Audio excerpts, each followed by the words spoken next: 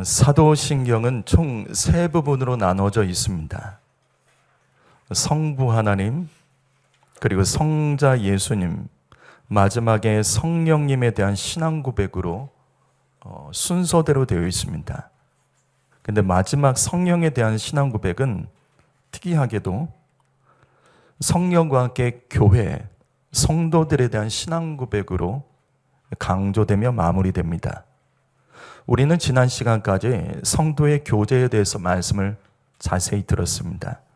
오늘은 바로 이어지는 죄를 용서받는 것, 이 제목으로 첫 번째 말씀을 전하겠습니다. 죄를 용서받는 것.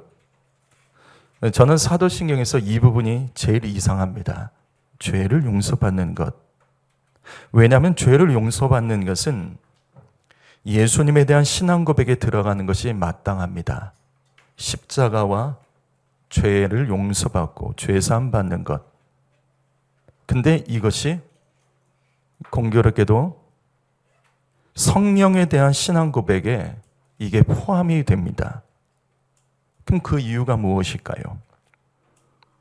여러분, 사도신경의 결론은 성령에 대한 신앙 고백인데 이것은 계속 말씀드렸죠. 결국 예수님의 재림을 준비하는 성도들의 신앙 고백입니다. 따라서 죄를 용서받는 신앙 고백이 성령에 대한 신앙 고백 속에 들어간 이유는 천국을 강조하는 겁니다. 죄를 용서받지 못하면 천국에 들어갈 수 없습니다. 죄 용서함 받지 못하면 예수님이 재림하신 날 어린 양의 혼인잔치에 참여할 수 없습니다. 성도 여러분, 바로 이겁니다. 반드시 천국 가야 됩니다. 천국과 지옥은 분명히 있어요. 그렇다면 이 땅은 영원하지 않다는 뜻이죠?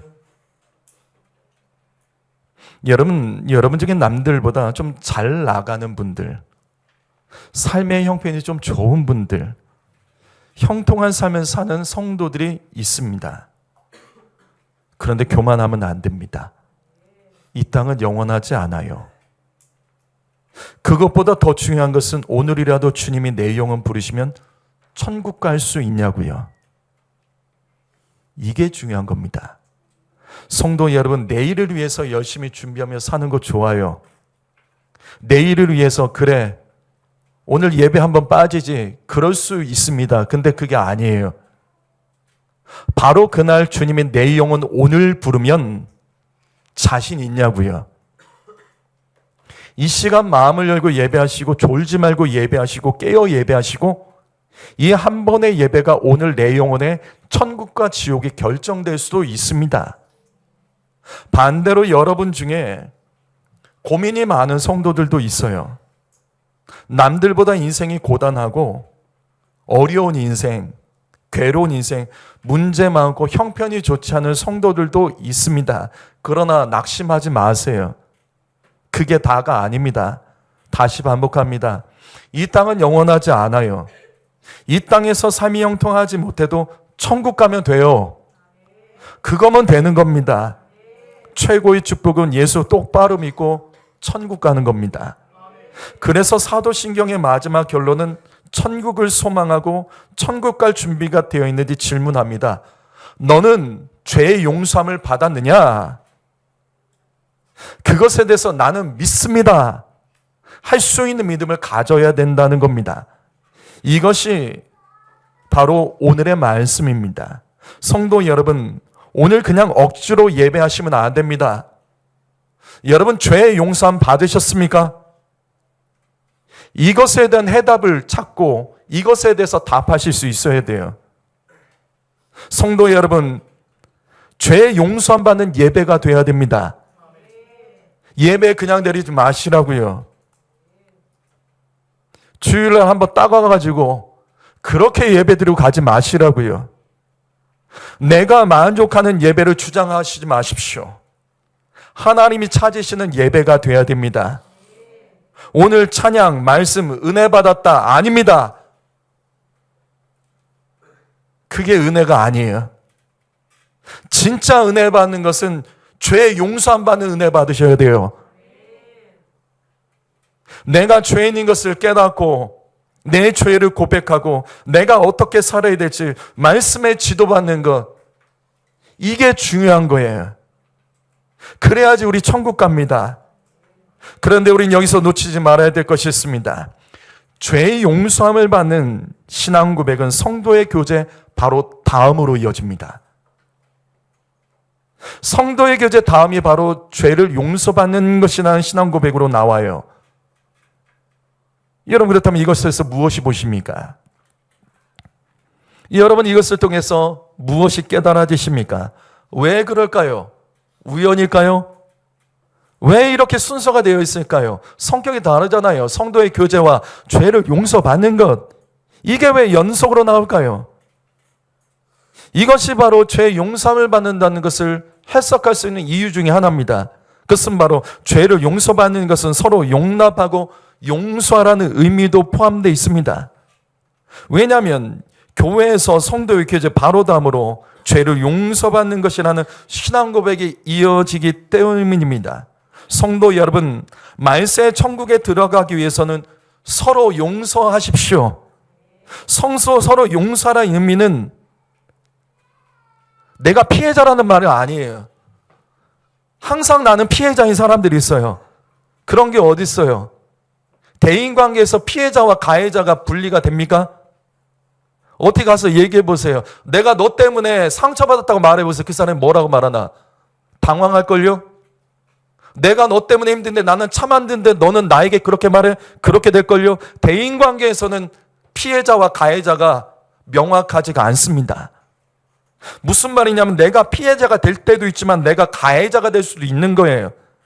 남의 죄만 지적하지 말고 나도 죄인이고 나도 다른 사람 힘들게 하고 억울하게 하고 괴롭힐 수 있었다는 것, 그거 인정하셔야 됩니다. 그래서 서로 용서해라는 거예요. 서로 용서하지 못하면 말세는 구원받지 못합니다. 왜냐하면 사람을 향해서도 마음을 열지 못하는 사람이 어떻게 하나님 향해 마음 열죠? 그거는 없어요. 그런 일은 없습니다. 눈에 보이는 사람을 향해서도 마음을 열지 못하는 자는 하나님을 향해서 열 수 없습니다. 내가 예수님의 십자가로 죄의 용서함을 받았음에도 불구하고 나는 다른 사람을 용서할 수 없다? 과연 나는 정말 예수를 믿는 사람이 맞을까요? 디모데후서 3장 1절에서 3절 말씀 보면 말세에 고통하는 때가 이르러, 말세에 성도들이 스스로 고통받는 이유가 나옵니다. 그 첫 번째가 자기 사랑이에요. 나 사랑하면 고통당해요. 이기적이면 고통당합니다. 돈 사랑하면 고통당합니다. 말세에 돈 때문에 믿음 흔들려서 믿음 결단할 수 없는 성도들 반드시 고통당합니다. 그런데 이 마지막을 보시게 되면 말세에 원통함을 풀지 않은 사람도 고통당합니다. 내가 원통함을 풀지 않으면 상대에게 보복하는 것이겠지. 아니요, 상대 아무렇지도 않아요. 내가 저 사람 미워할 거야, 내가 저 사람 용서하지 않을까, 그 사람 아무 상관없어요. 나만 괴로운 겁니다. 그래서 말세에 원통함을 풀지 않은 사람들이 고통을 당한다는 거예요. 내가 상처받은 거, 내가 억울한 거, 내가 자존심 상한 거, 원통함을 풀지 않으면 나 스스로가 고통당합니다. 말세를 이길 수 없다는 거예요. 성도 여러분, 원통함 푸세요. 나도 다른 사람 원통하게 할 때 있습니다. 그렇다면 오늘은 죄의 용서함을 받는 것에 대한 주제 중에 죄가 무엇일까에 대해서 말씀을 전하겠습니다. 성경에는 죄가 무엇인지 여러 가지 말씀들이 있지만 몇 가지 말씀만 드릴게요. 죄를 용서받으려면 우리가 무엇이 죄인지 깨달아야 되죠. 첫 번째로 불법, 불의가 죄입니다. 여기 요한일서 3장 4절 말씀 읽어보죠. 읽어봅니다. 시작. 불법이 뭘까요? 불법이 뭘까요? 헬라어로는 아주 간단한 단어의 무법입니다. 법이 없다는 거예요. 법이 없다는 것은 하나님의 말씀이 없다는 뜻입니다. 하나님의 사람들은 하나님을 믿는 사람들은 하나님의 백성으로서 따라야 될 법이 있어요. 그것이 바로 말씀. 그래서 말씀을 성경에는 율법이라고도 부릅니다. 따라서 죄는 첫 번째로 하나님의 말씀, 하나님의 법을 무시하는 것이 죄입니다. 여러분, 저와 여러분이 무시하는 하나님의 말씀, 하나님의 법은 무엇입니까? 목사가 이 앞에서 아무리 강조를 해도 듣지 않고 무시하고 계속 넘겨버리는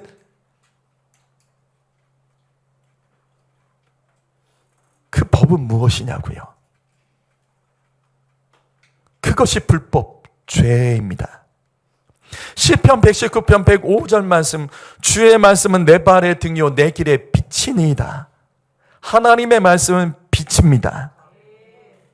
하나님의 말씀은 내 발의 등으로 삼고 한 걸음씩 걸어가야 된다는 거예요. 그 말씀은 내 발의 등으로 삼고 말씀과 동행하며 살아야 된다는 말씀이에요. 말씀과 동행하면 죄악의 함정에 빠지지 않고 사망의 낭떠러지에 떨어지지 않고 유혹의 돌뿌리에 걸리지 않습니다. 그것이 이 말씀이라고요. 다시 이 말씀 보시죠. 주의 말씀은 내 발의 등이요. 성도 여러분, 화려하지 않아도 됩니다.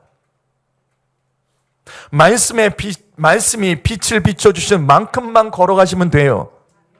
말씀보다 앞서가지는 마세요. 그 앞에는 어둠이 있기 때문입니다. 이 말씀 무시하면 죄악의 함정에 빠질 겁니다. 말씀을 무시하면 사망의 낭떠러지에 떨어지게 될 겁니다. 말씀 무시하면 유혹의 돌뿌리에 계속 걸려 넘어지게 될 겁니다. 그래서 여호수아 1장 8절 말씀 읽어봅니다. 자, 큰 소리 읽어보죠. 졸음도 깨시고 큰 소리 읽어봅니다. 시작.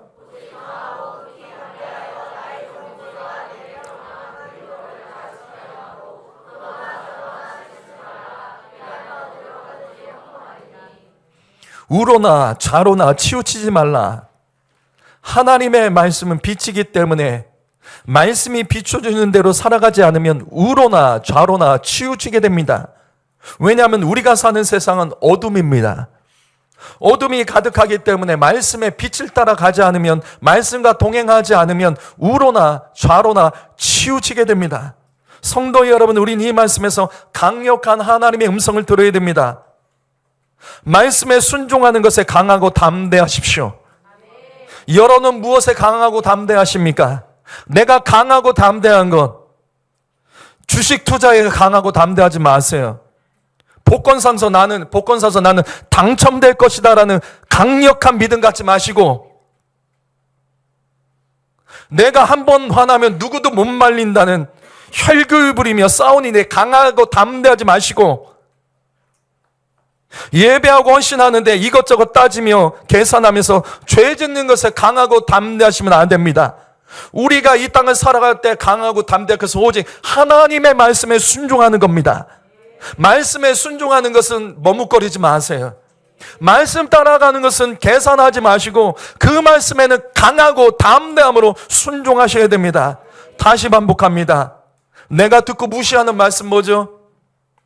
목회자가 계속 권명하는데도 듣지 않고 무시하는 거 뭐죠?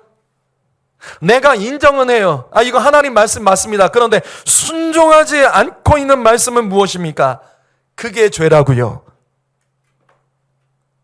죄를 이기려면 내 기준대로 하지 말고 남 탓과 환경대로 하지 말고 말씀만 따라가십시오. 말씀에만 강하고 담대하시면 됩니다. 오늘 말씀 이사야서 55장 7절 말씀 다시 보시겠습니다. 다시 읽어봅니다. 시작.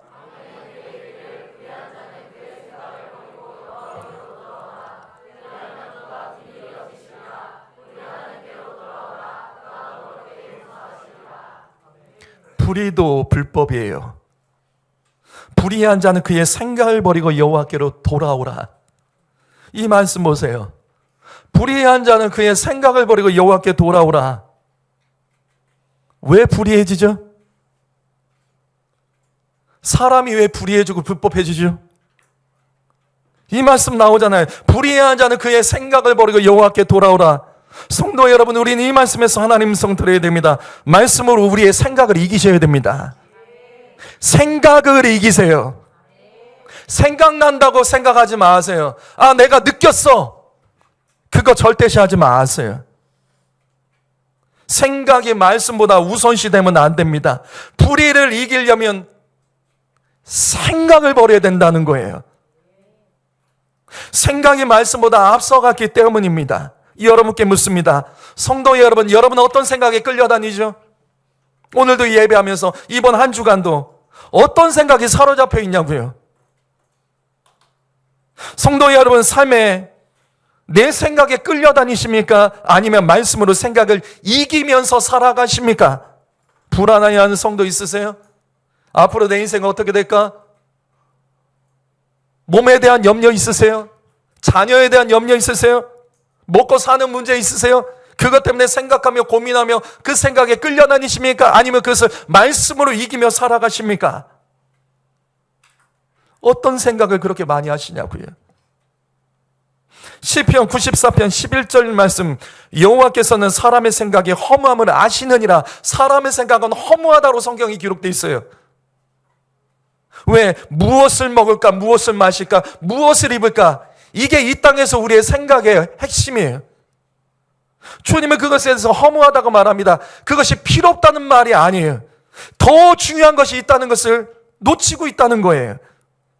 창세기 6장 5절 말씀 보면 노아 시대 사람들이 심판을 받아 죽을 수밖에 없었던 이유가 나와요. 생각이 항상 악했다는 거예요. 이것은 오늘날도 동일합니다. 그 마음에 생각하는 모든 계획이 악할 뿐이더라. 악하기 때문입니다. 사랑하는 성도 여러분, 생각 따라가지 마세요. 나는 그런 생각을 해. 난 그렇게 느꼈어. 그거 절대 하지 말라고요. 말씀으로 이기셔야 된다고요. 말씀으로 점검하셔야 됩니다. 그것이 바로 다시요 55장 이사야서 55장 7절 말씀이에요. 불의한 사람, 불법한 사람은 생각으로 살아갑니다.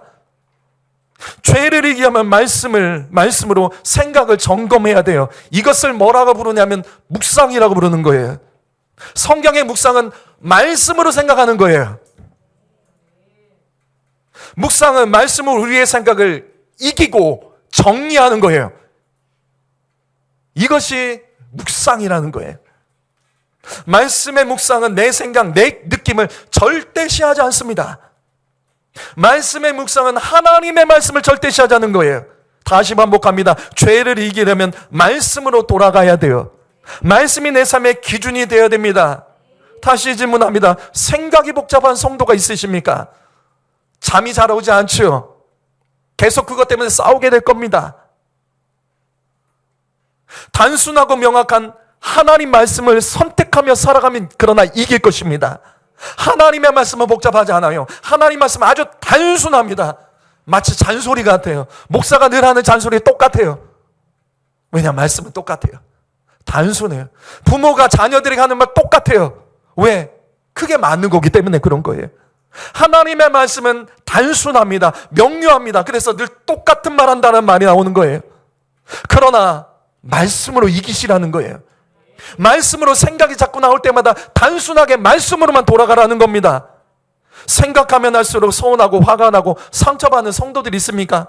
생각만 하면 화나고, 너무 화나고 상처받고 서운하고 그 생각 그런데 계속하고 계십니까? 사랑하는 성도 여러분, 말씀으로 살리는 생각을 바꾸셔야 돼요. 말씀으로 살아날 생각만 하십시오. 죽는 생각하지 마세요. 말씀으로 감사를 찾고 내가 더 회개할 것을 찾으세요. 그러면 살아납니다. 내 삶에 반복되는 불법과 불의하게 하는 이 모든 죄들을 이기려면 오직 여호와께로 돌아가는 것, 그것은 말씀밖에 없습니다. 로마서 8장 18절 말씀 읽어봅니다. 시작.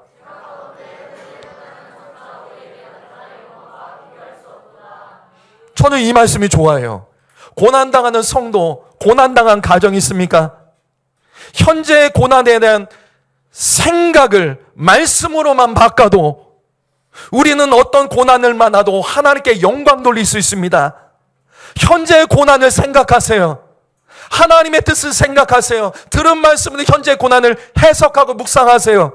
그러면 우리는 어떤 고난을 만나도 그 고난 속에서도 하나님께 영광을 돌릴 수 있습니다. 죄의 불법과 불의를 이기려면 다시요 말씀으로 돌아가고 말씀 기준이 되어야 됩니다. 두 번째로, 선을 알고도 행하지 않는 것을 성경은 죄라고 말씀합니다. 야고보서 4장 17절 말씀, 그러므로 사람이 선을 행할 줄 알고도 행하지 않으면 죄니라. 명확하죠. 자, 다시요. 나쁜 짓을 한 것만이 죄가 아니에요. 나쁜 짓을 하면 그건 분명히 죄죠. 그런데 선한 일을 하지 않아도 죄입니다.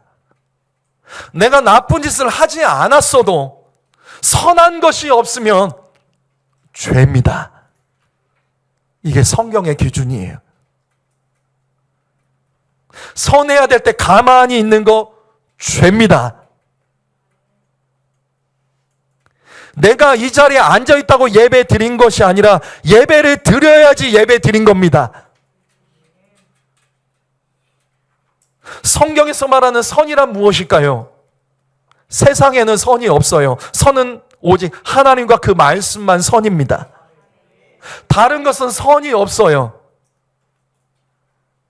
그래서 우리는 하나님의 음성을 들어야 됩니다. 성도 여러분, 하나님의 선은 행동하는 선입니다. 지식의 선이 아니에요. 왜? 하나님의 말씀은 언제나 이렇게 끝납니다. 하라와 하지 말라로 끝나요. 하나님의 말씀은 언제나 명령형입니다. 하라, 하지 말랍니다. 그렇게 해볼래? 이런 건 없어요. 그랬으면 좋겠어. 이런 거 없어요. 해라, 하지 말랍니다. 그것은 무슨 뜻이냐면 하나님의 말씀은 행동이라는 거예요. 하라는 말씀대로 하는 것이 선이고 하지 않으면 죄입니다. 하지 말라는 말씀에 하지 않는 것이 선이고 고집부리며 끝까지 하는 것이 죄입니다. 하나님이 원하시는 선은 지식의 선이 아니에요. 많이 아는 선이 아니에요. 행동하는 선입니다. 그래서 예수 믿는 사람은 행동해야 되는 거예요. 그것을 우리는 순종이라고 부르는 겁니다. 빌립보서 1장 6절 말씀 읽어보죠. 1절 읽어봅니다. 1장 6절 말씀 시작.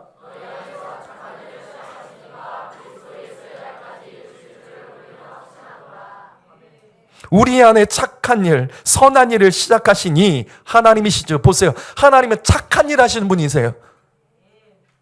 하나님은 난 너희가 잘 됐으면 좋겠어. 난 너희가 그냥 복 받았으면 좋겠어.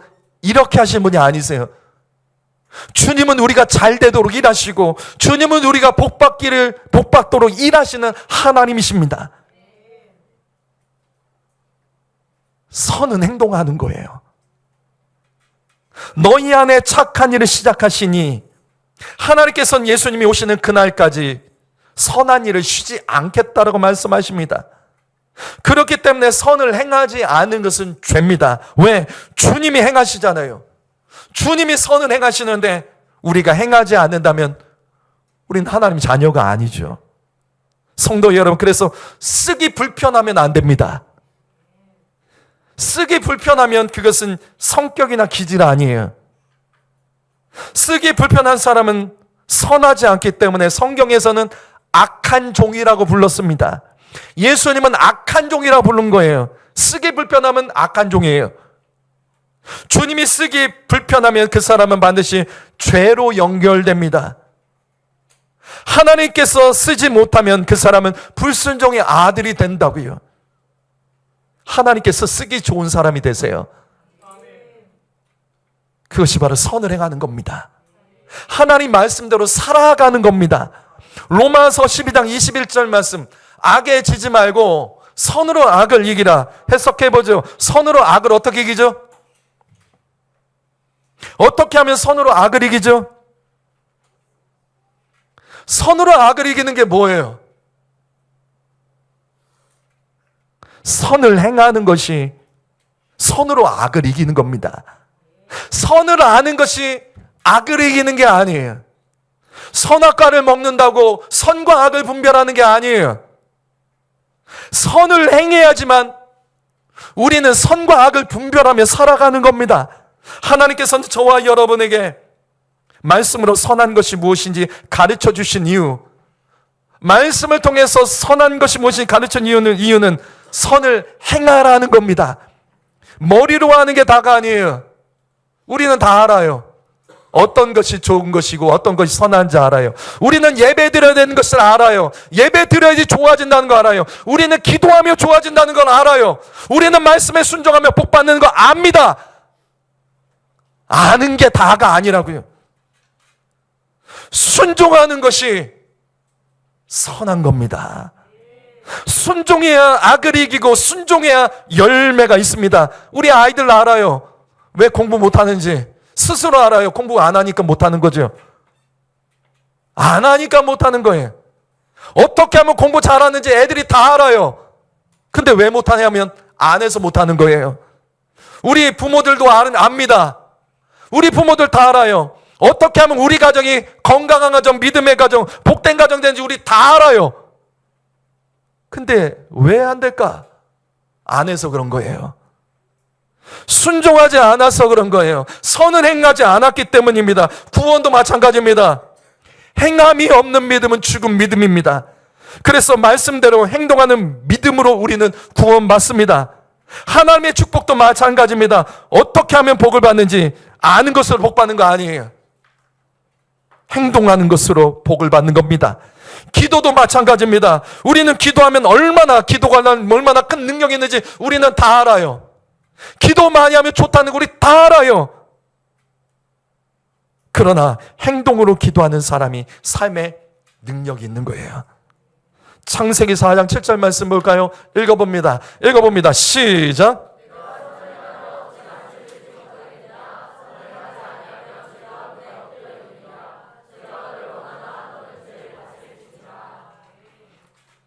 이거 하나님께서 누구에게 주신 말씀이죠? 가인에게 주신 말씀이에요. 눈 뜨세요.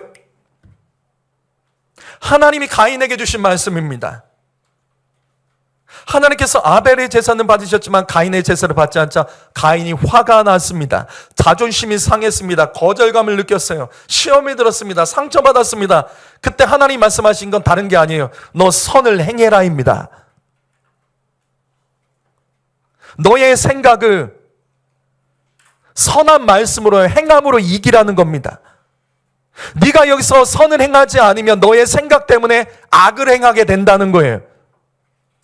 말씀으로 생각을 이기고 선을 행해라.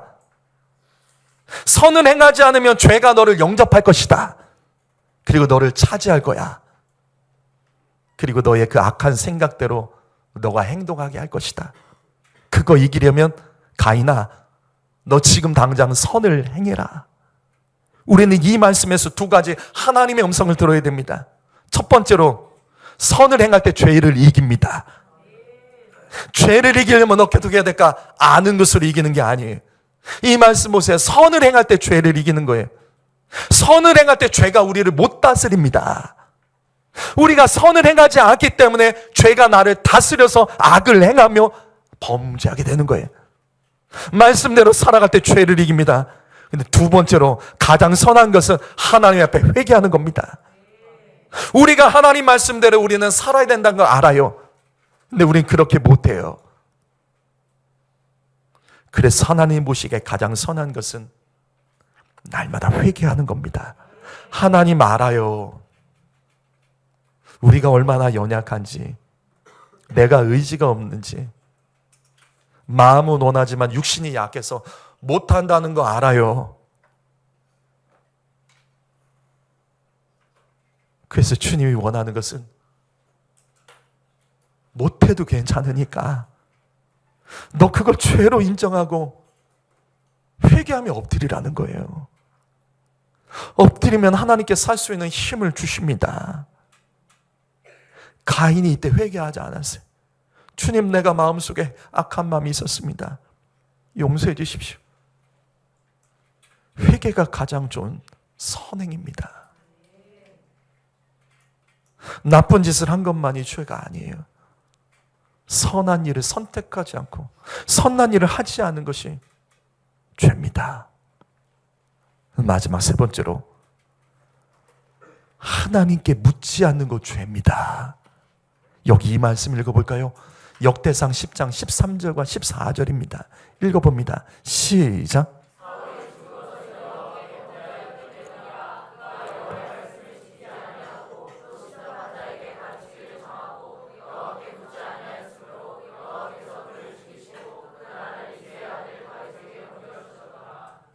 하나님께서 사울을 죽이십니다.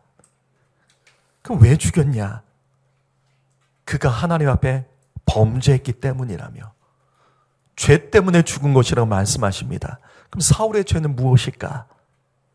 우리 앞에서 계속 말씀했던 것처럼 말씀을 지키지 않은 것, 말씀을 행하지 않은 죄 때문에 사울은 죽었습니다. 맞습니다. 들은 말씀 행하지 않은 것, 그건 죄입니다. 근데 여기서 주님께서 한 가지 말씀을 더 하세요. 하나님께 묻지 않은 죄에 대해서 말씀합니다. 사울이 죽은 이유는 내게 묻지 않았다라는 거예요. 묻지 않았다는 게 무슨 뜻이죠? 묻지 않았다는 게 무슨 뜻이죠? 하나님을 찾지 않았다는 뜻이죠. 묻지 않았다는 게 무슨 뜻이죠? 이건 의지하지 않았다는 뜻이죠. 하나님을 의지하면 하나님께 묻겠죠. 하나님 어떻게 해야 됩니까? 하나님 이것이 맞습니까? 물어야 되는데 의지하지 않은 거예요. 결국 사울은 하나님께 묻지 않고 자기의 힘, 내 지식, 경험으로 살다가 죽었다는 뜻이에요. 그런데 성경에 이 말씀과 반대되는 말씀이 나와요. 그것이 사무엘상 28장 5절과 6절입니다. 읽어보겠습니다. 시작.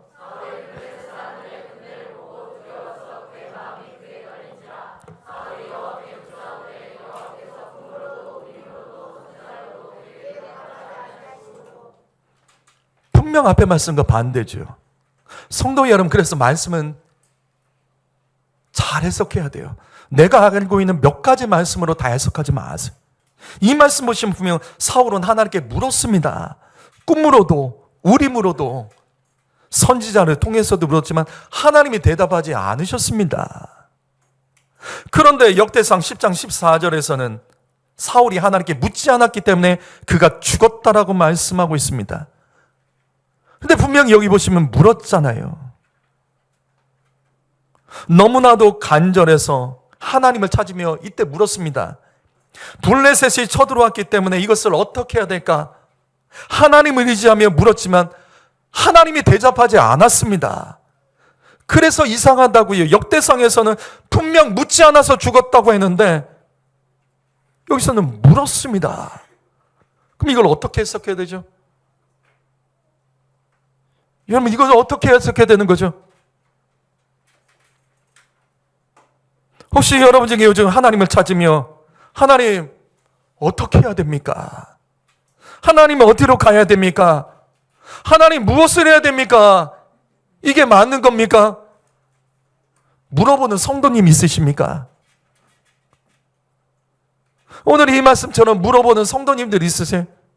그런데도 하나님께서 아무 말씀을 하지 않으신다면 여러분, 오늘 이 말씀 꼭 기억하세요.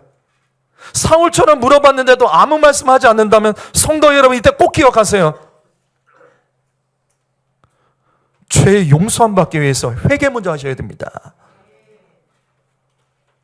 물어도 대답이 없고 물어도 응답이 없고 구해도 주님 말씀하지 않는다면 죄사함에 회개부터 먼저 해야 돼요.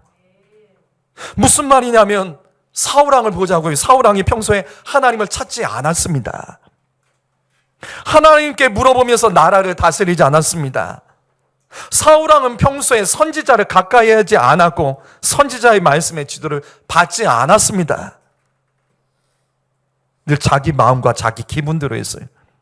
하나님을 그는 찾지도 않고 의지하지도 않고 평생 동안 묻지도 않고 살았습니다. 제사장도 마음껏 죽였다고요. 근데 이 말씀 보세요. 블레셋 군대가 쳐들어왔습니다. 이때 사울이 직감을 해요. 이거 큰일 났구나. 이거 어쩌면 끝이 나겠구나. 어쩌면 내가 이번에 죽을 수도 있겠구나. 실제로 결국 이때 사울 왕이 죽습니다. 그래서 사울은 그의 인생의 마지막에 하나님을 찾는 거예요. 하나님 어떻게 하면 좋습니까? 하나님 이 문제 어떻게 하면 좋습니까? 어떻게 해야 되는 겁니까? 물어요. 근데 하나님이 침묵하십니다. 하나님께 어떻게 해야지 물었지만 하나님이 침묵하시는 거예요. 꿈으로도 물었고 제사장의 우린과 돈빔으로도 물었고 평소에 무시하던 선지자 불러놓고도 물었지만 하나님을 찾았지만 하나님께서 말씀하지 않으세요. 성도 여러분, 다시 반복합니다. 내가 하나님을 간절히 찾는데도 하나님이 침묵하실 때 그때 여러분 빨리 내 죄를 인정하고 회개하셔야 됩니다. 왜냐하면 죄는 이런 거예요. 이사야서 59장 1절에서 2절 말씀 읽어보시죠. 읽어봅니다. 시작.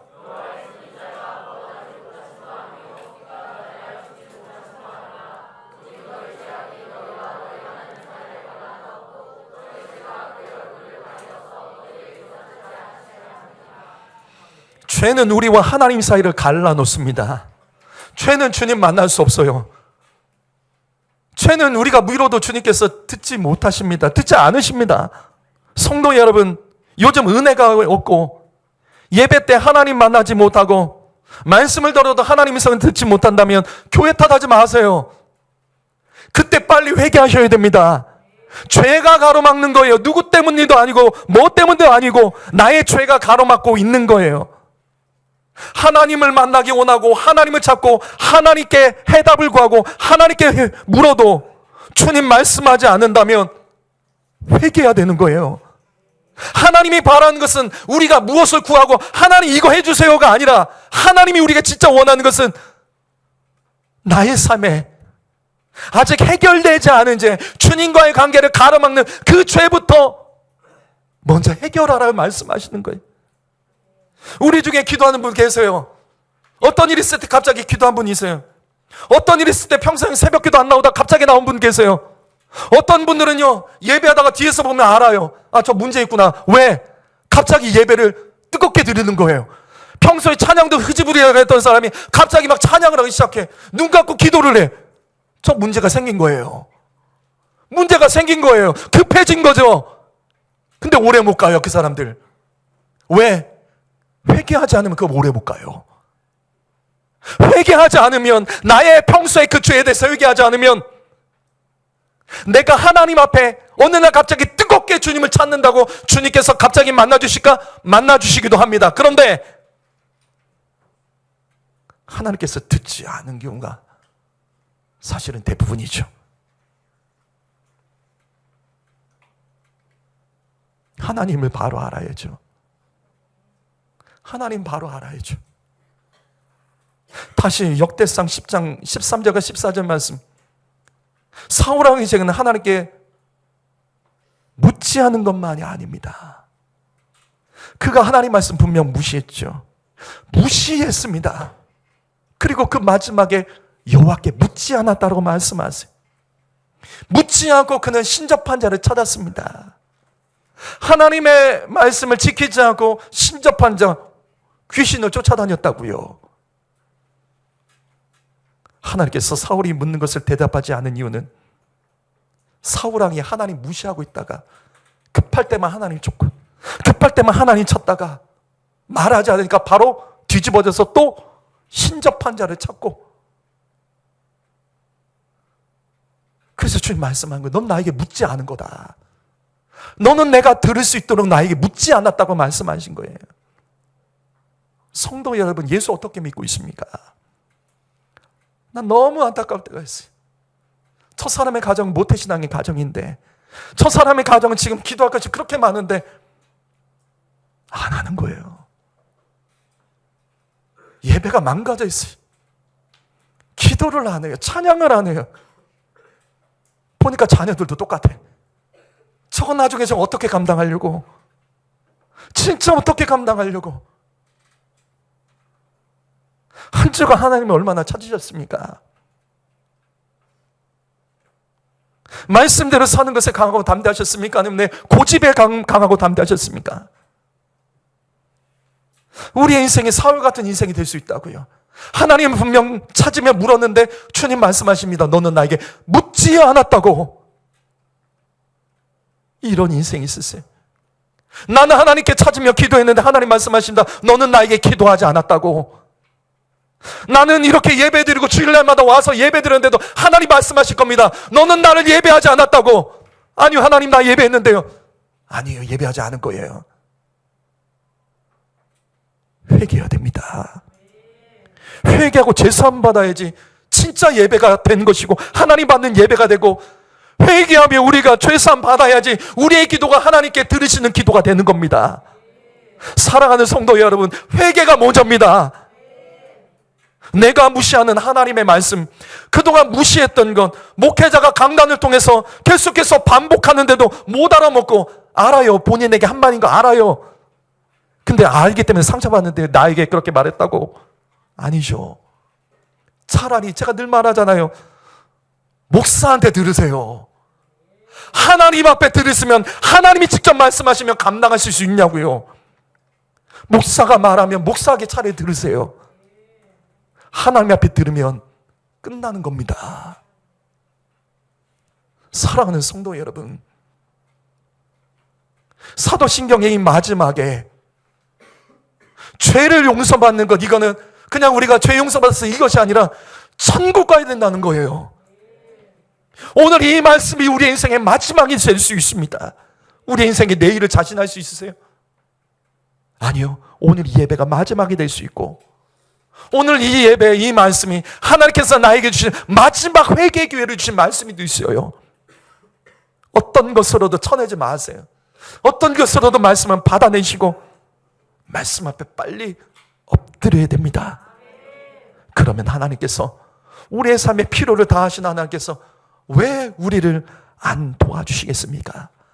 앞에서 말씀 받잖아요. 하나님은 우리를 향하여 언제나 착한 일을 행하시는 하나님이십니다. 내 힘으로 살지 말고 하나님의 능력으로 살아가시고 승리하는 여러분 모두 되기를 주님의 이름으로 축복합니다. 기도하겠습니다.